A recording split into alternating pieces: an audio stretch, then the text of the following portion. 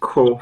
We've got two more coming. How are you coping with tenants on HMOs not paying rent, refusing to leave, and causing issues I personally haven't come across this, so I can't even speak on this, to be honest.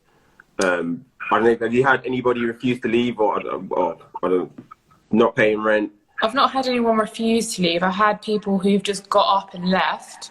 Yes. And kind of just literally got up and gone. And they obviously are owed some money, but we essentially have a deposit, and it's part and parcel of being in the industry and having a HMO, I think. Yeah, especially with COVID, we had a lot of HMO tenants. Not a lot, even not as a whole, as a percentage wise, it was very low. Like, we had a few tenants leave at the beginning of COVID. Yeah. It's not been too much of an issue. We are currently going through a legal process with one tenant that is refusing to leave a buy-to-let. And it has been, to say painful, and this sometimes then comes... What was his reason, or what's the reason behind not wanting to leave? I cannot even... If I went into it, I'd be on here for about 2 hours with you. How long Okay, let's not open that kind of words. No. But all I can say is this: like, people have two different approaches to tenants. Not like, for instance, I've been in property 11 years. Yeah. And I've had to take a tenant to court twice, and I've served a Section 21 4 times.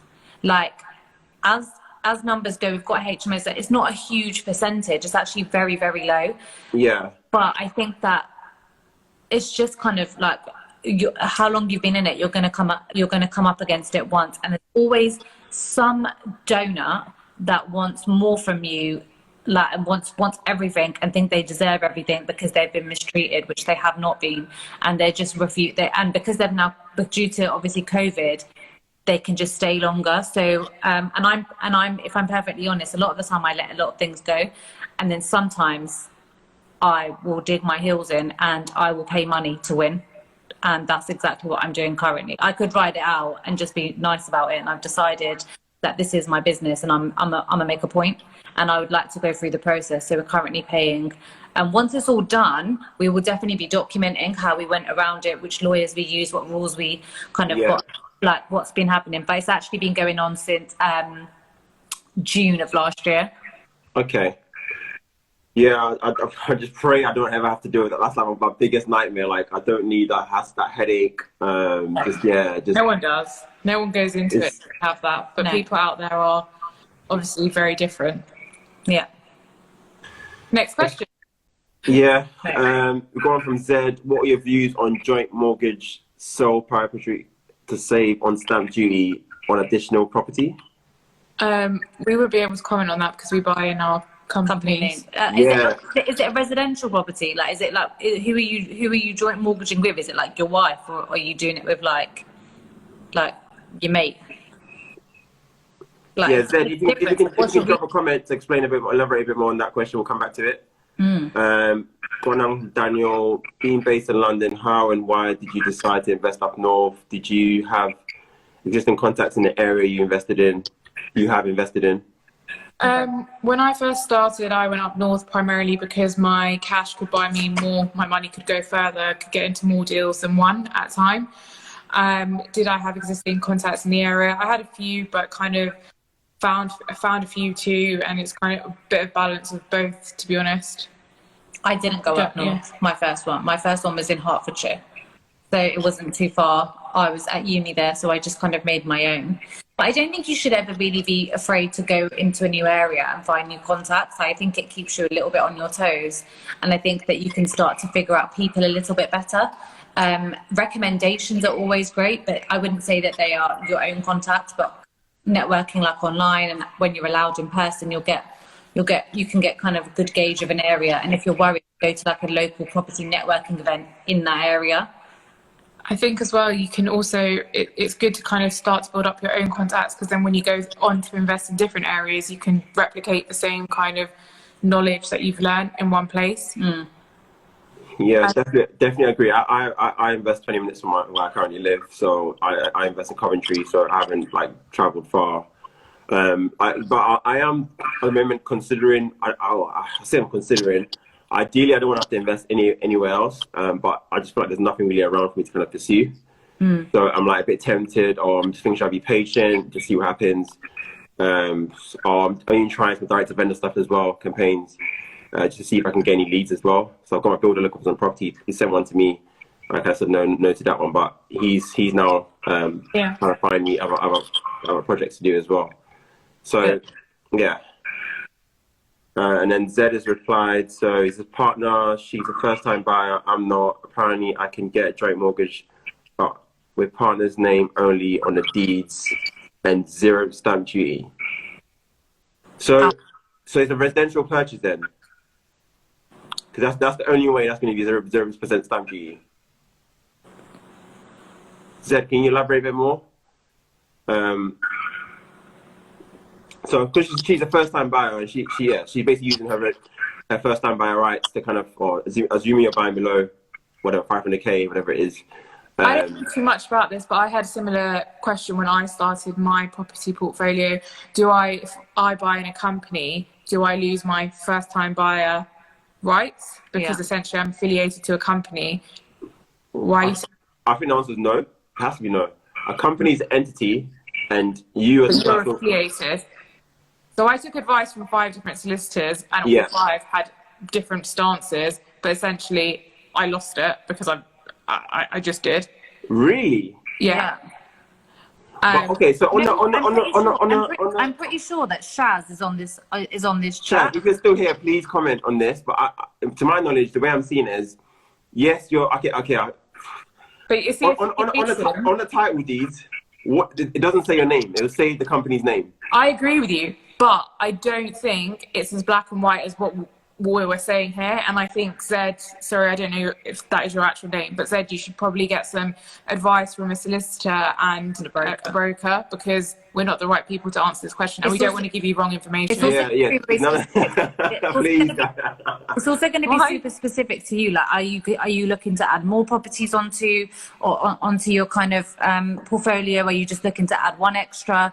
And sometimes, like, if it is just the one, then obviously if you can save on the stamp, great. But if you're looking to kind of build your portfolio and you're not doing this one in a company name because you want to save on the stamp, then sometimes you're like, well, you're going to have to move it in, or you're going to pay tax on it later on anyway. It doesn't make any sense. So you've got to look at what you're doing. Again, this sometimes is a pitfall I think a lot of newbies, or just generally a lot of investors, fall into, is they only look at the purchase in front of them.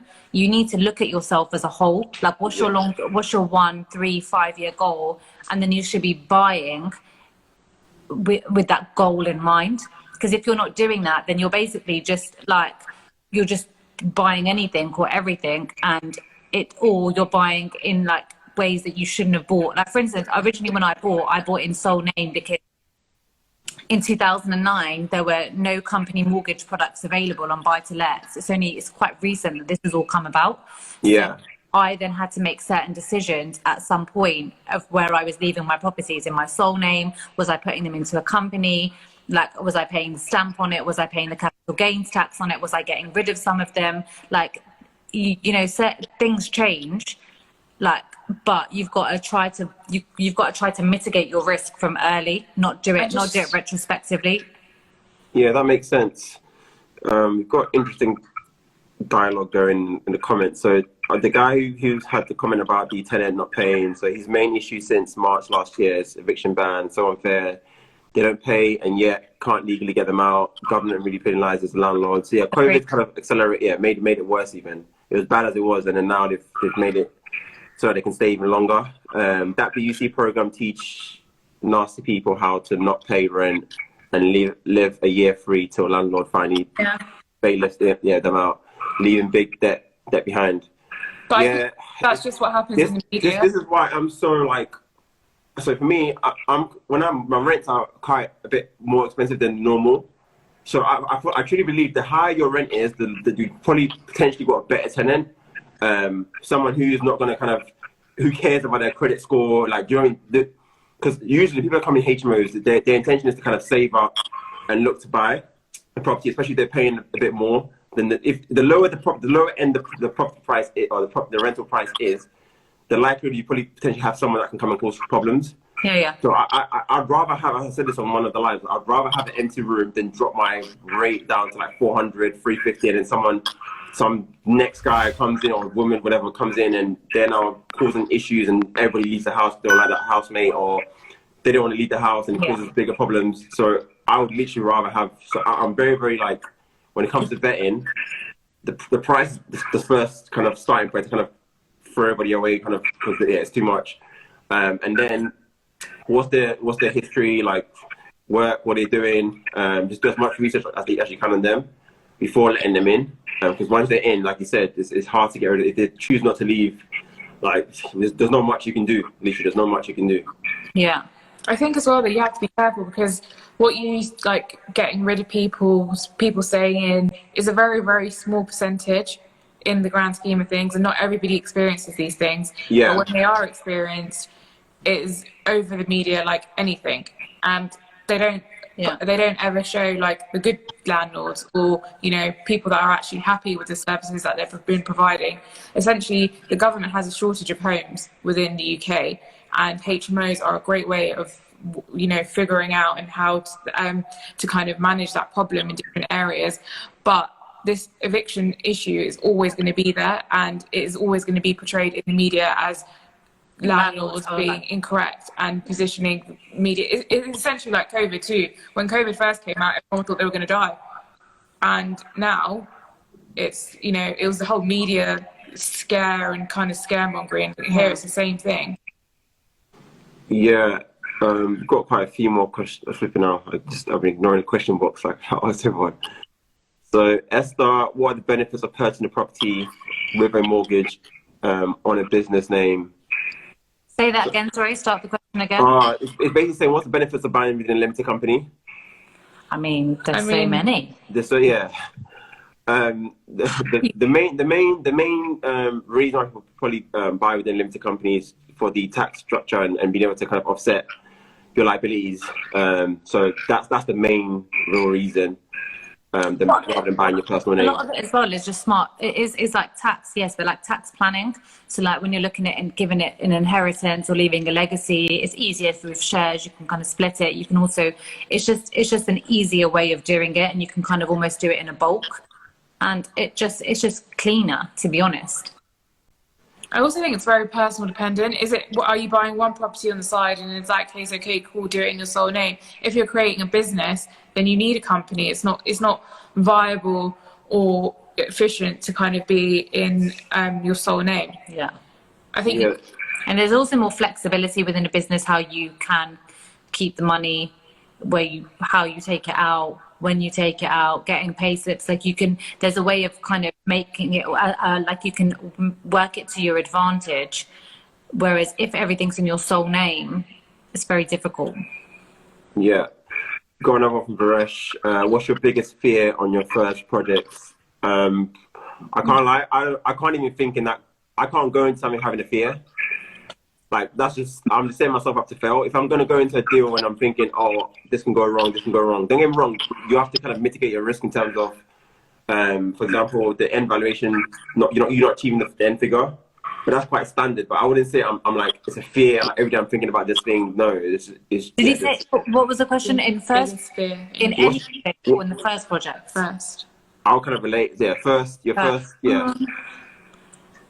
I think my biggest fear in my first project was the fact, okay, cool, I'm doing all this, and what if no one wants to live in my house? Really stupid, but like I was younger and kind of the first project, and I was like, what? Well, this is a lot of effort if no one's going to live there, and it's your first time like doing it alone, and kind of that was my thoughts. But now that would never even cross my mind. That's just my fear was that I wasn't going to be able to have my grand back.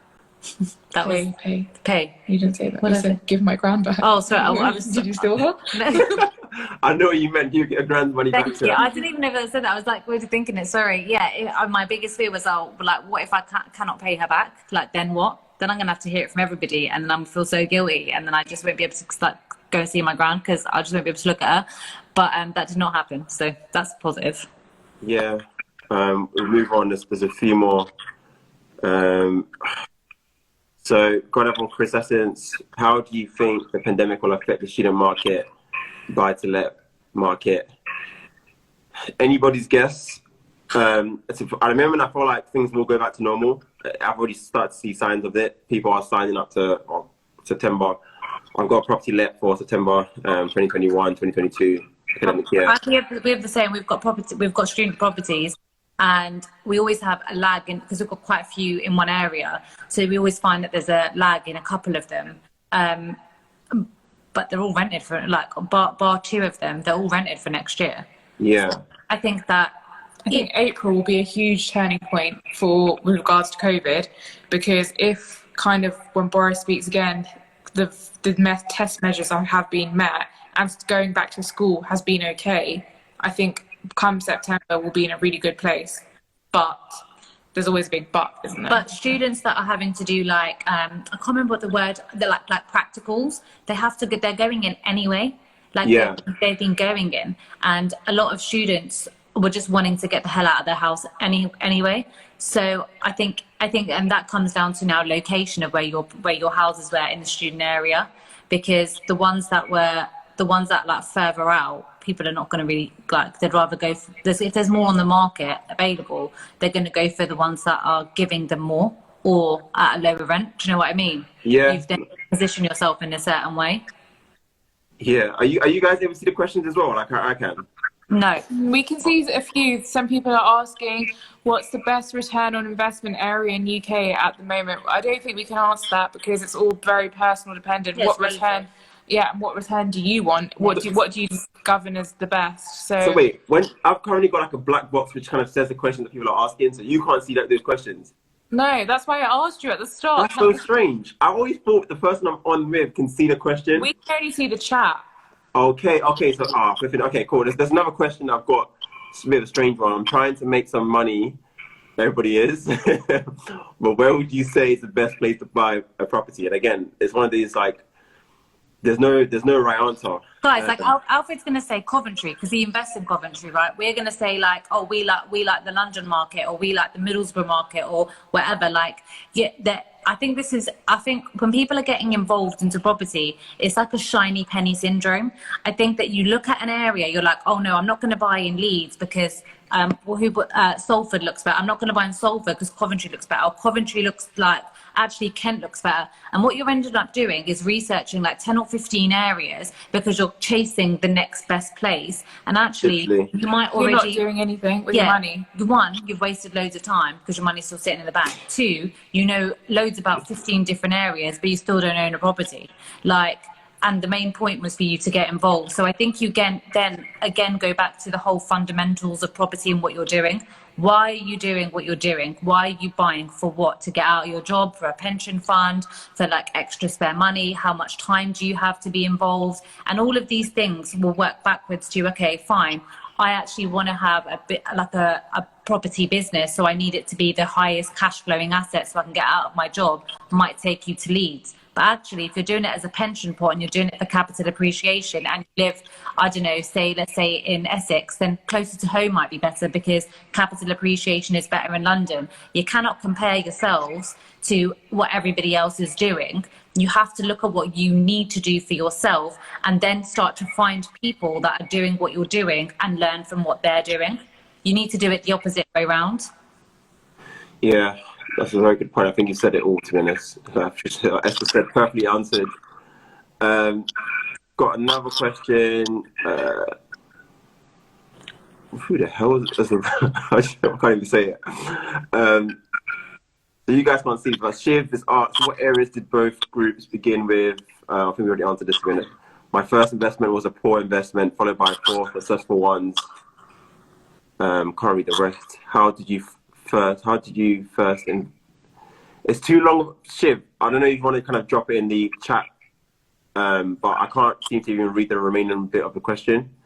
But we've answered. I did in Coventry. Priya and Jasmine have been all around the UK, to be honest. But our first property was Sheffield, Hertfordshire.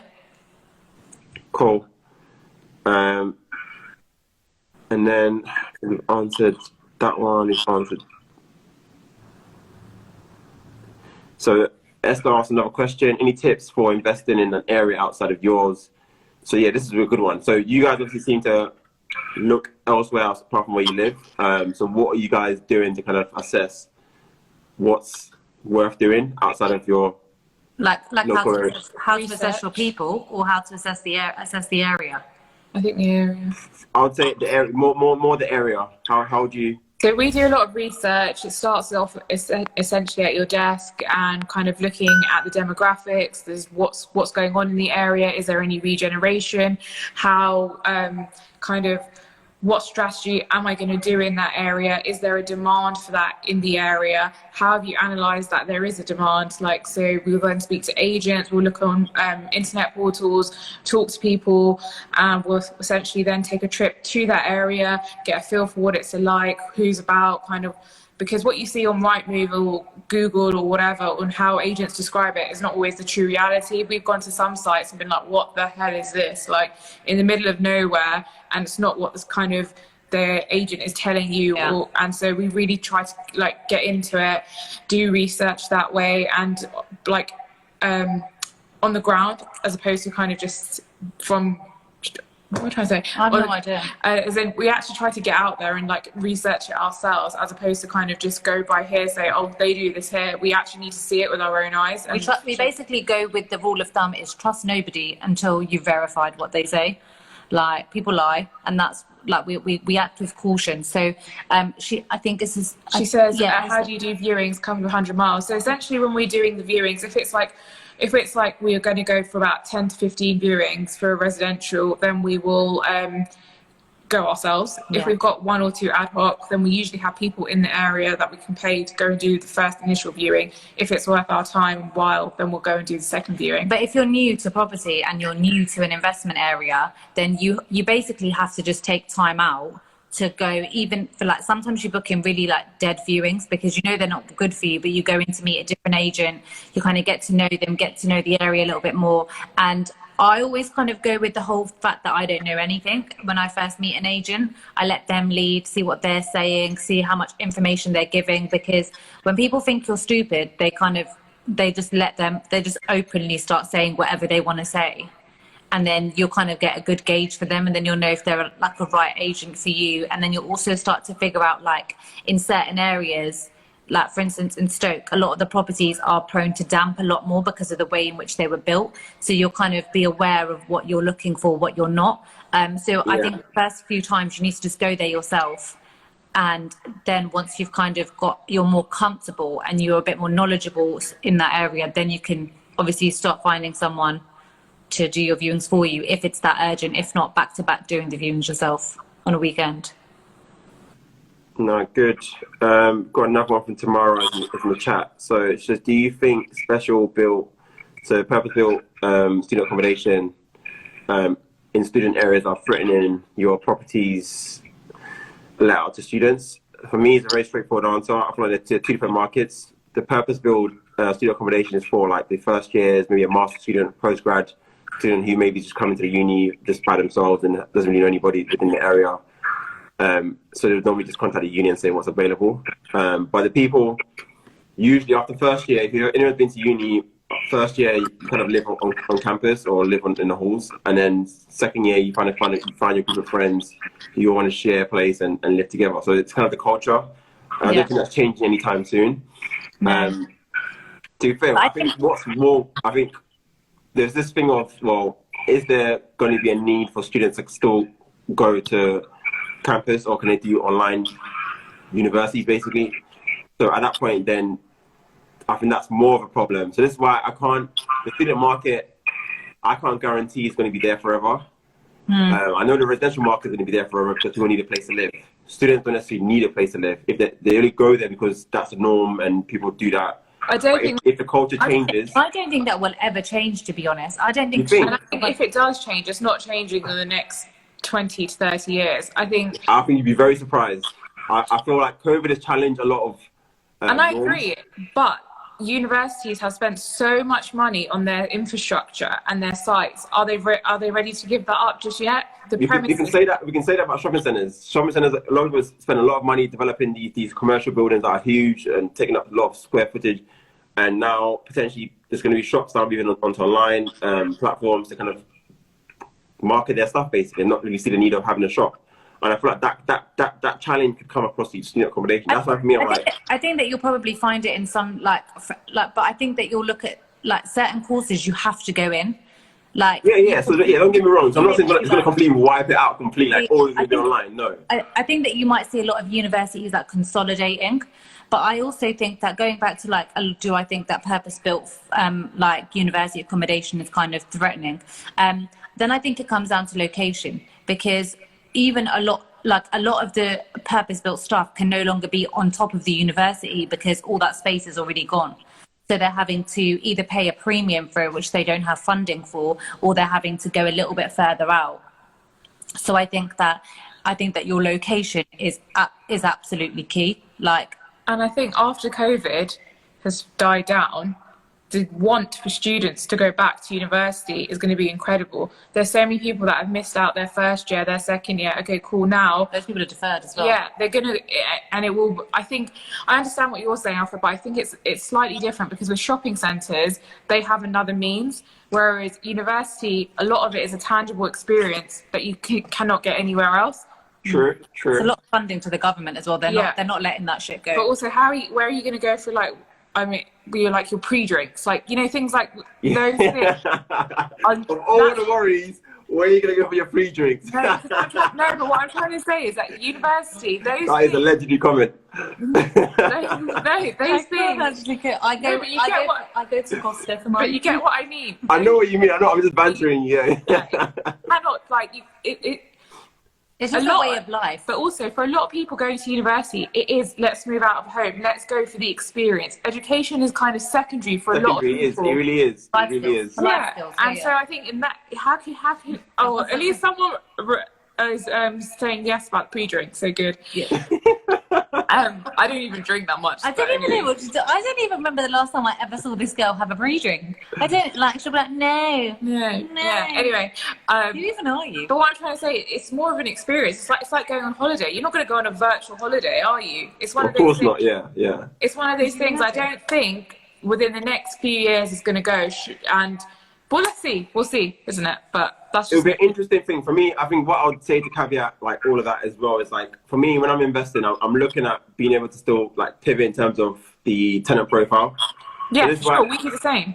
But it's all about having the multiple exit strategies. Then literally. Can I turn my student house into a HMO? Can I turn it back into a buy-to-let? And that's the clever side of property, and something that we always look at whenever we look at a deal. It's 2 or 3 exit strategies always at one time. But first and foremost, if it is students, okay, cool, if that doesn't work, we've got a second option anyway. Yeah, no, 100%. I think that's the main thing, just mitigate. This is the exact reason that I selected UH, because of the nightlife. It was close to home, and it was like, it was a good time. But wait, guys, have you heard? So Chris confirmed, but I'm hearing Forum is being converted into what? That was my reaction, literally. You are so Chris Essence is a promoter. He needs to do a lot of events. Actually, you should know Chris. I think I do. I recognise. So he did all the urban nights in Hertfordshire, so you definitely know who he is. He's the main guy to go to if you wanted to have a good time in Hertfordshire University. So I'm hearing that Forum is being converted into what's called lecture rooms. Confirm, please, if you know. If that's true, because I feel like that will ruin Hertfordshire University. My first year was at Font, and then Font got changed into Forum. So Forum is like in my second year. Yeah, look, he said Forum is no more. This upsets me so much. I know, it's so crazy. Upsetting. Like, so what's their? Where did they go now? I don't know. Where did they go? Chris, if you know where they're going next, chuck in the chat as well. Because I literally, Forum is the only place to go. Maybe my students won't even live in my university house now in Hertfordshire, because who wants to go to Herts without Forum? What are they going to do?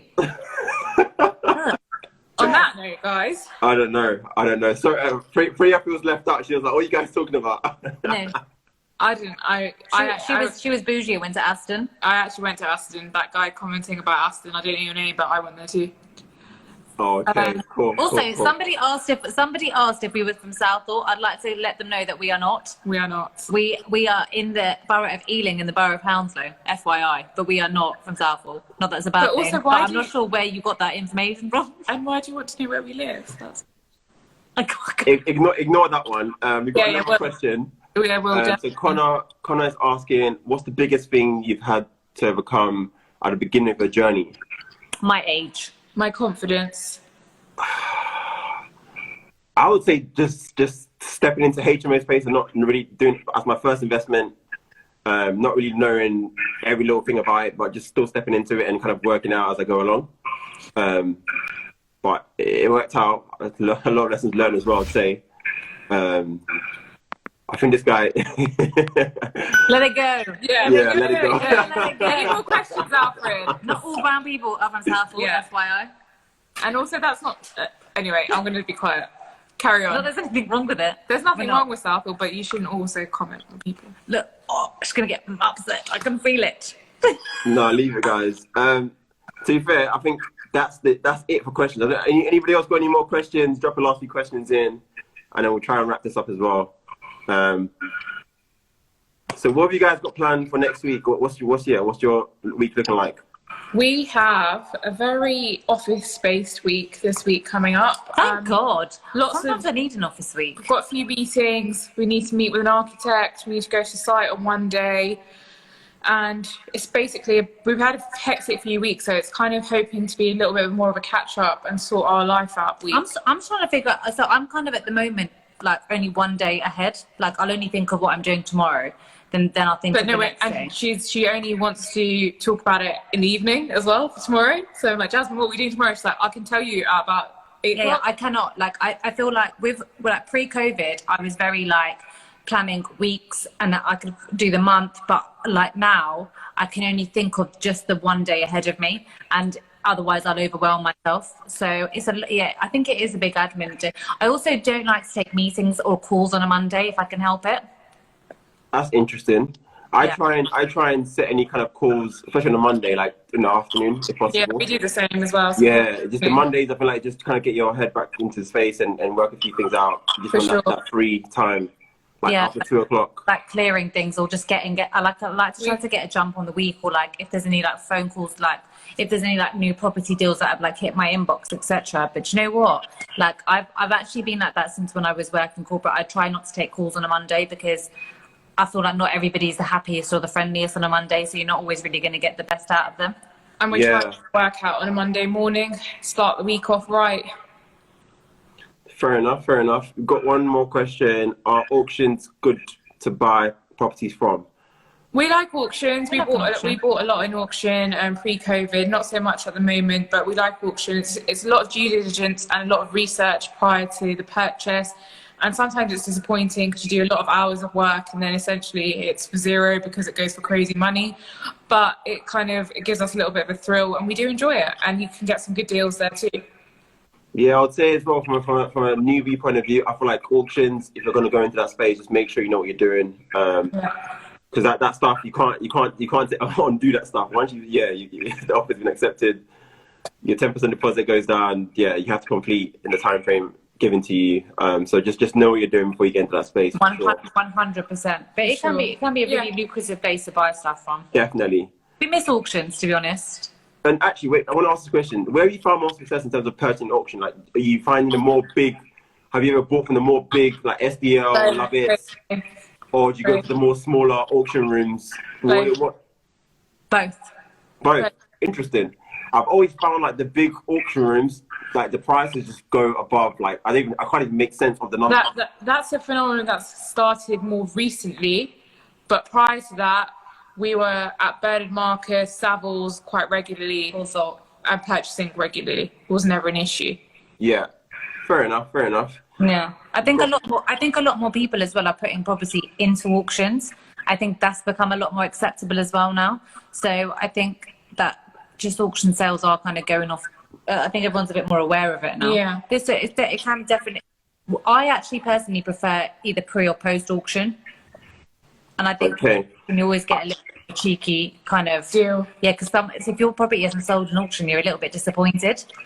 Yeah. I feel like there's more people to potentially negotiate as well, especially if it hasn't sold in an auction, like you said, and it hasn't sold in an auction room, you've got more chance to negotiate. Yeah, terms. You get to negotiate terms with them a little bit more. We've got another one from Sandy. Are you seeing more demand for 4-bed HMOs as opposed to a 4-bed? I can't comment on that. I don't look at 4 beds. Anything else? In Sheffield, we have seen people preferring the smaller properties, the minimos, than the larger 6 beds. But I think that's just a kind of a temporary thing because of COVID. People are a little bit more worried. I don't think it's going to be a phenomenon that's going to stay for. I can't say that I've noticed anything. Yeah, I think one thing I have done differently though moving forward is I'm now like in terms of the rooms, I'm having some studio rooms as opposed to just having like all the 2 rooms, everybody share the communal, because the larger HMOs for sure, people are not wanting to share as much. So the less sharing you can do, the better. If it's a large HMO, you say, oh, we've got 8 people living in this house and everybody kind of uses the communal area, then it's like, do I want to be around 8 people? So we've got actually a 39-bed HMO coming to be done in June. And what we've done is we've separated them into flats. So every HMO room has an ensuite, and then the sharing of a kitchen and a communal area. But it's essentially into a flat, so nobody else can come into. So you only have like 8 people. Almost like uni halls. Yeah. You know, like you'd be like. Oh yeah, so that's what it is. So I was about to ask you, if you split them like to 6s or 7s or whatever. Yeah. So the people otherwise then travel around the building, and then that's when trouble starts to happen when there's too many people. So yeah, it's something we're trying out. Yeah, so that's fine. So they're literally like mini HMOs. In the whole So that's, I think if it's one huge one where like I've seen some of them like 20 beds, like everybody can interact. I'm like, no, that's too traffic as well. There's this, I can't remember what it's called. It's phenomenal. What is it? Wilson. It's this massive co-living place, got over 500 rooms. Okay. And it is like, it's 10 floors, and on every single floor there's something communal. I can't remember his I've name. honestly never even seen a laundry room like it. It's actually insane. Yeah, I actually wanted to just do my laundry in the laundry room. It was amazing. It was amazing. We'll send it to you after, Alfred. It's amazing. But check it out. No, definitely. I do want to get some ideas, look at that as well. Just And he has different.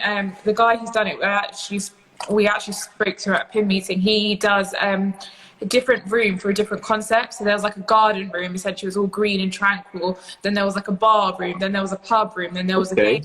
Then there was an office. But he's the definition of co-living. Yeah. Like it's actually insane. Like whereabouts in the country is this? Willesden, but he has them all over, and now Northwest. And now he's also replicating the model in America, in New York. He's an amazing, really, really young, influential guy. The rooms are like absolutely tiny, but the whole point is for you to like. They're about, I believe, £1,300 a room for. You share a kitchen. You've got basically options. You've got like a very small kitchen for like 2 rooms, and then you've got like on the floor like a bigger kitchen. But there's also communal space, like there's a library, like a pub and whatever on each floor. Cinema room, games room, gym. They're taking it to another level. But it's like 30. It's like a box show. Like honestly, I'll find the name of it. It's really good for research. Yeah, he's done a phenomenal job. Yeah, it's interesting. But so it's good to get idea. I think it's exactly the idea of co-living. But when we originally went there, I think it was in 2019. It was 1,200, and then it's like short-term contracts. Yeah. So anything from like 4 weeks to like 12 weeks, and it's like a rolling contract. Yeah. And then you pay like a percent. You pay like a price depending on which band you've gone into. But I think it was like £1,300 per month. It was expensive. That's the first time coming across that. We'll find it and send it to you. I can't remember for the life of me what it's called. Yes, it was crazy. I had so much fun there. I kind of wanted to stay. I actually was, because it's only down the road from my house. I was like, oh, maybe like it's actually such an interesting concept because you almost get like dragged into it, but no. Yeah, no, I definitely want to see that. I think someone's commented as well saying it's a co-living place in Willesden Junction is the biggest in the UK. The rooms are so compact. It's 1,000 a month, all inclusive. Interesting. We're not sure exactly. We're not sure. No, it'd be interesting to see that for sure. Guys, if you haven't got any more questions, we're going to wrap this up. I think, to be fair, it has been a long one. Yeah. So we'll just wrap it up now. Alfred, and we hope everybody enjoyed. No, appreciate you guys obviously coming on as well. Obviously came on the mastermind as well, which is much appreciated. The girls, or a few of the girls, actually got me to kind of send their recording to them because they want to kind of see it again and watch it again. Nice. So they really enjoyed it, and yeah, they said thank you. So no, appreciate it. If anybody has any questions and they weren't answered, feel free to DM us. No worries. I'll point them to you as well. And guys, I've literally just released a new YouTube video. So off the 8-bed, I've done one more like a 12-week amazing update. So check it out. The link is in my bio. Perfect. Just showcasing what I've done so far, and then there'll be one more final video of the final product in the next 4 weeks. Fancy. Can't wait to show it off. But yeah, I'm looking forward to myself as well. But at the moment, it's a bit crazy trying to get the furnishing in and all that stuff, and get it all sorted for the 26th. Well, good luck. We can't wait to see it. And let's catch up soon. No worries, guys. Priya, Take care. Jasmine, Bye. thank you. Bye. Take care, guys.